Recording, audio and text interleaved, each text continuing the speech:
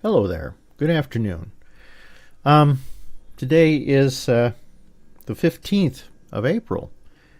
Today I'm talking about a couple of things that came to mind, and I'm doing an audio recording today for several reasons. Number one, because I want to try this delivery as opposed to an actual video. And it honestly, it prevents me from having to get all dolled up for you guys. Anyway, here's kind of where I'm thinking. Two things happened in the last few days that brought this to mind, as well as a conversation I had with a friend about law enforcement in our country and how good it is, how bad it is, how right it is, how wrong it is. And in Denmark and in Germany, they have been experimenting for quite some time with a system of law enforcement, or let's call it punishment, that's quite different from what we have in the United States. And really what we have in the United States is a potpourri, if you will, or a mixture of fairly good to extremely bad incarceration or punishment for the worst of the worst in the United States. In some places, the incarceration is horrible. It's dismal. It's just unbelievable for the prisoners. And, I'm with you, a lot of you, when I say that when we break the law in the United States, there should be a penalty. And over the years, my opinion, my worldly, earthly, flesh-bound opinion, has always been throw them in jail.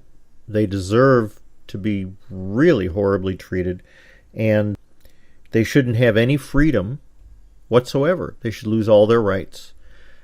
Face it, when your grandmother is walking down the street and one of these thugs comes along and sticks a gun or a knife on her and steals her purse containing whatever it's containing, you want revenge. That's the earth. That's the world. That's our flesh speaking. So in other countries, or when we incarcerate people here, let's put it that way first, they may go to a place where it's not so bad. It's, of course, incarceration, so it's not meant to be wonderful, but it's not so bad. They're relatively safe from each other, and they have clothing and food that is palatable. But in other places in the country, I would say there's quite a few places in this country where if you're incarcerated, it is the closest thing to hell you will ever experience here on earth, where there's no place to take a shower usually, and if there is running water, it's either very cold or very hot. If you use the wrong shower, you're in danger of being beaten or killed. If you associate with the wrong person, you're in danger of being beaten or killed. And if you want protection, the list of things that you have to endure to get protection, that is protection from the other prisoners, is unbelievable, and I won't even go into it here. Now, with all of that being said, here are the two events that led me to even think about talking about this. One was as I was driving home this week from taking my dog for a walk. I take her to a dog park where she can run free and play with the other dogs and things like that. We saw this woman running across the street, youngish woman, probably 20 years old. And I'm thinking, why is she running? And she kept on looking over her shoulder as if somebody was chasing her. Well, indeed, there was somebody chasing her, and this gentleman knocked her over into some bushes and was really acting in a very confusing way as far as I'm concerned. At one point, he was yelling at her, and the other point, he was laughing at her. So, nobody could tell whether they were playing or what. And I thought to myself, that was horrible. I didn't need to see that, and the more chivalrous of us would have gotten out of the car and tried to figure out what was going on, or just smacked the guy around. The other thing was, in the news this morning, and I've verified this story now, There were 4 men, ranging from 18 years old and up. I don't know how old the oldest was, but he certainly wasn't past 25, have been doing home invasion robberies. And they successfully pulled off 3 home invasion robberies in the Las Vegas area. They have been arrested now, and one of them is speaking out to the news agencies, in this case Fox News, and he's saying, gee, I hope the judge, is lenient on me and shows me some forgiveness and some grace, because this was all about, guilt by association. Right, okay. So here we go again. My flesh asks me several questions. First, my flesh said, well, sir, you're sorry for what you did. You're saying it's because of your association that this happened. When did you start to feel guilty about this? Was it when you were sitting with your other 3 friends talking about it? Was it when you got in the car to go and do the first robbery? Was it when you knocked down the door in the first robbery? When you saw your friend beating your first victim, with the butt of a gun to the point of unconsciousness that you felt guilty? Was it after you left with whatever you stole that you felt guilty? Was it when you were getting in the car you get my point. All of the opportunities that this individual had to feel guilty, one must wonder, at what point did he feel guilty? Chances are he felt guilty when he got caught, which a friend of mine agreed with. He didn't feel guilty about any of that until he got caught. Now he's guilty, or he feels guilty, because he's going to suffer some punishment.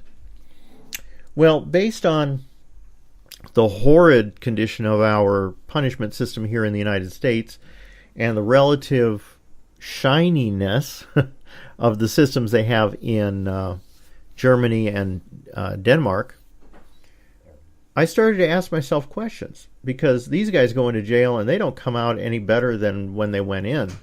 And it's mostly because of the horrible state of the jail system.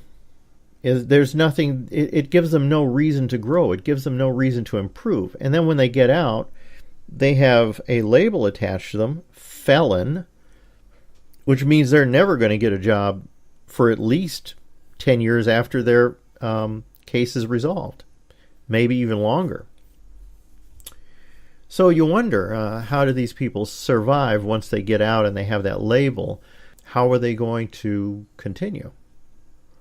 All right, so I opened up the Bible, which is a source of enlightenment for me a lot of times.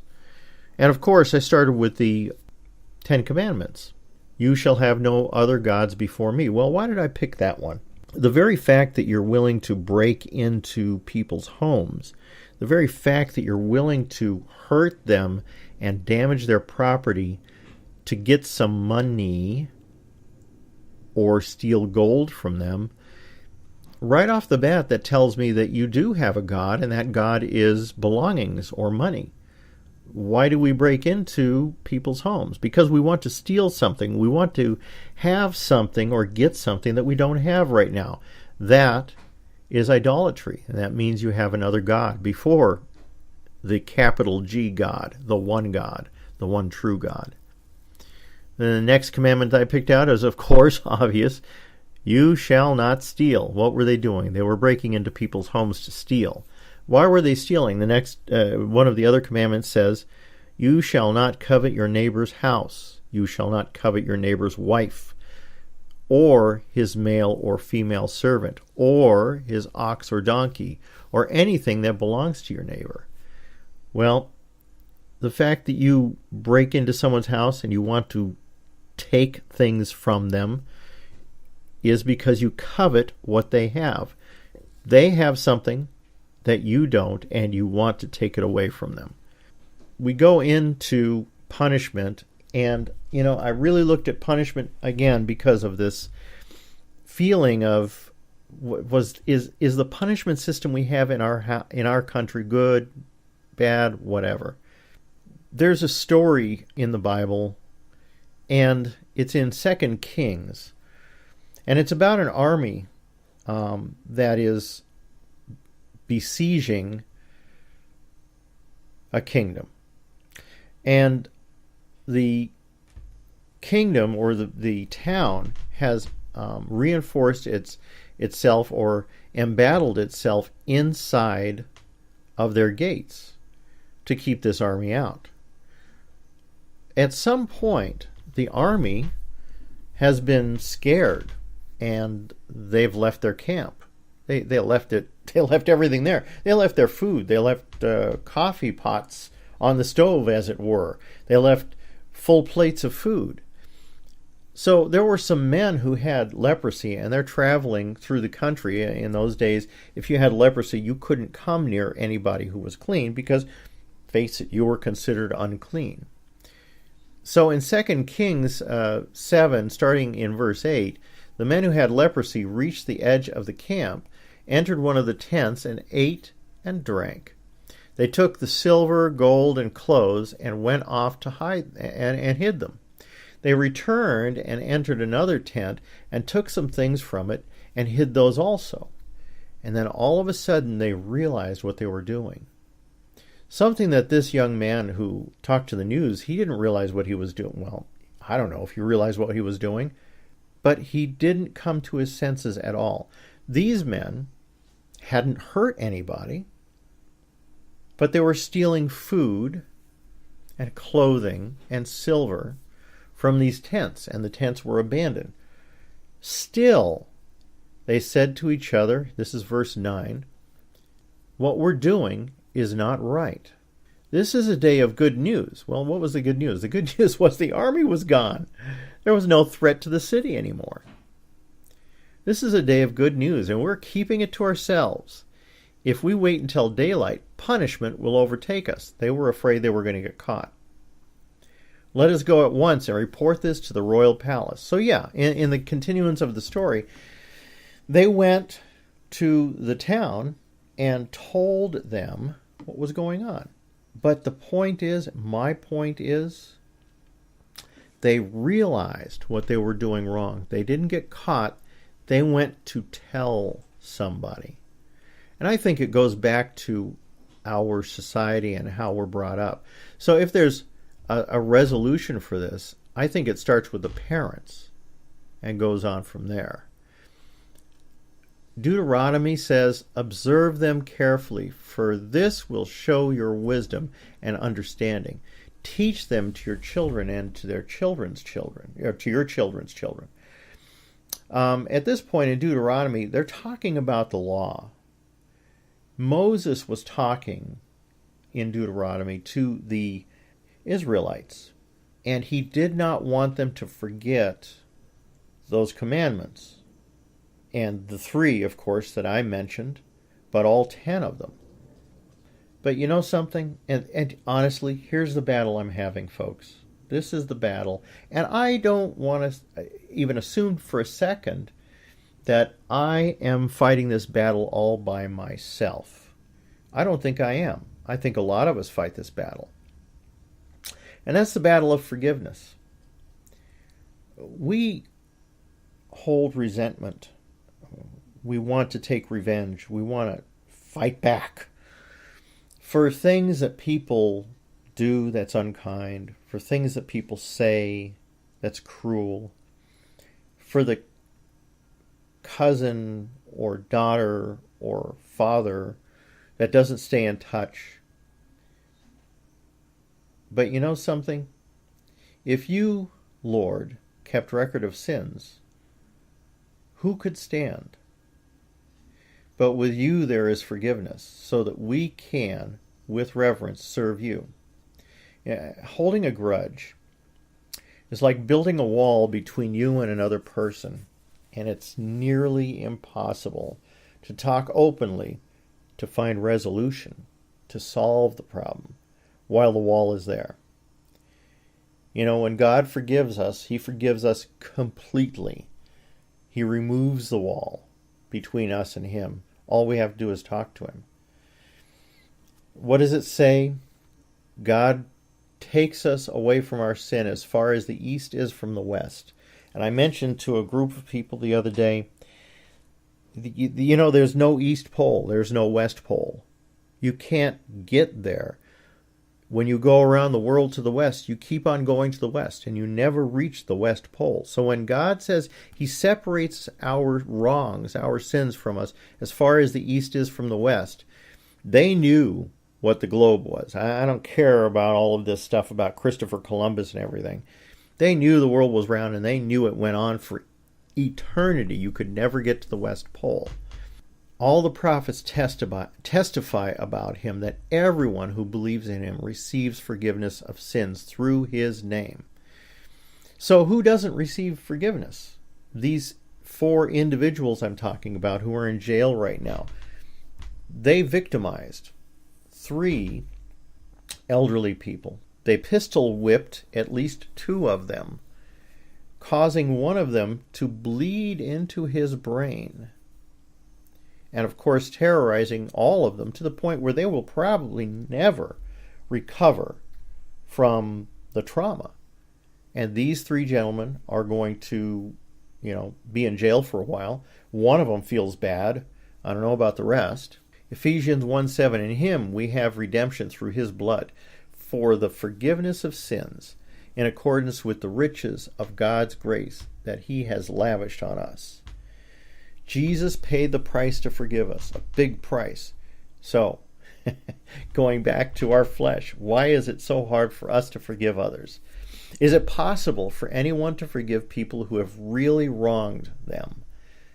Not just said something bad, like I mentioned earlier, or just cheated us out of a sale at work or something like that, but really did something wrong that harmed or killed a member of your family. I remember in Los Angeles many, many years ago when I lived there, these thugs were, instead of trying to break into your car, when the malls were crowded, they would go and they would lay underneath the car. And they'd have a razor blade. And what would happen is when you walked up to your car, especially if you were a female and you were wearing sandals or something like that, and you walked up to your car and you opened the door, they would simply reach out with the razor blade and cut a slit in the back of your foot, in your heel, where your Achilles was. That's pretty painful, if not crippling. And while you're standing there hopping around, trying to figure out what was going on, they would jump in your car and they would take it. How do you forgive somebody who does something like that? Steals your car, injures, maims, or cripples you, and they really don't care. They didn't care when they did it. They probably didn't care after they did it. They just wanted to take a joyride in your car or use it to commit a crime. This is a message we've heard from him and declare to you. God is light. In him there is no darkness at all.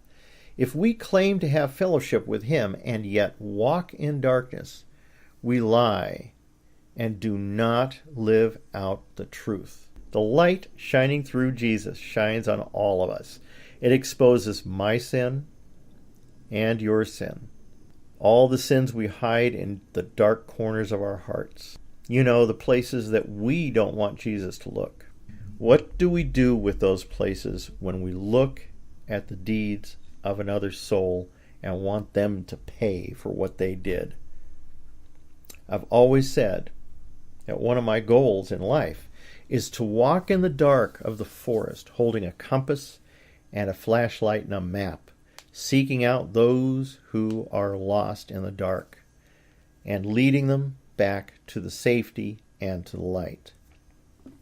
A question I've been asking myself lately over and over is, if I have all the equipment, that is the light and the way, that's the flashlight and the compass and the maps and all that stuff, how will I ever lead someone out of the dark if I'm afraid to go in myself?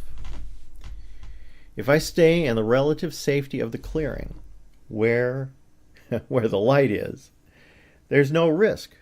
The wild animals don't come out of the dark to attack me. So what do I do? Interesting question.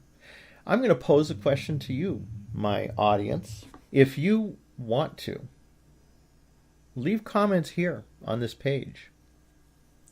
I'd like to hear from you. Again, I'm not interested in you judging my character or the rightness or wrongness or what I have to say, but I certainly welcome constructive thought and questions, because I'd be happy to research anything that you had to ask or say. I don't know everything, but I know where to find it. I'm going to pray for all of us. And the funny thing is, I feel motivated to pray for those 4 individuals who are sitting in the Las Vegas Metropolitan Police Jail right now, facing whatever future they face. So if you would please pray with me. God, thank you for bringing this day, and allow us to just bask in your light. Allow us to be warm and safe and happy